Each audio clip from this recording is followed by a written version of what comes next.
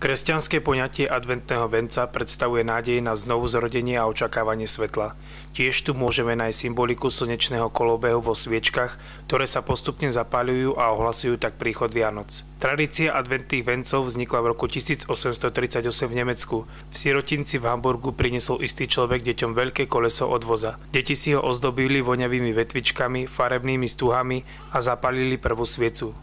K nej potom pridávali ďalšie, aby na Vianoce triumfálne zažiaril celý veniec. Neskôr sa jeho doplnkom stala aj pokladnička na milodary pre siroty. Myšlienka sa rýchlo rozšírila do celého kresťanského sveta. Adventné vence už tradične vyrábajú deti spolu so svojimi rodičmi a učiteľmi na základnej škole Rudolfa Dillonga v Trstenej. Blíži sa čas adventu a preto naša škola ako tradične vyrába spolu s rodičmi vence adventné. Je to taká pripomienka, že o 4 týždne budú Vianočné sviatky a preto túto tradíciu chcú preniesť aj naši učitelia do rodín. Výroba adventných vencov má na našej škole už svoju tradíciu. Pred adventnom čase sa tu stretávajú rodičia spolu s učiteľmi a deťmi. Tieto vence sa na svätej omši prvú adventnú nedeľu posvetia.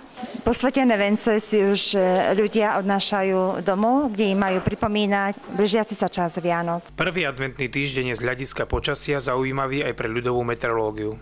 Ak je počas prvého adventného týždňa mrazivo, zima vraj potrvá 18 týždňov. Opačný vývoj počasia má odraz v tejto pranostike. Ak v advente chodíš bez kožuška, budeš ho určite nosiť v pôste.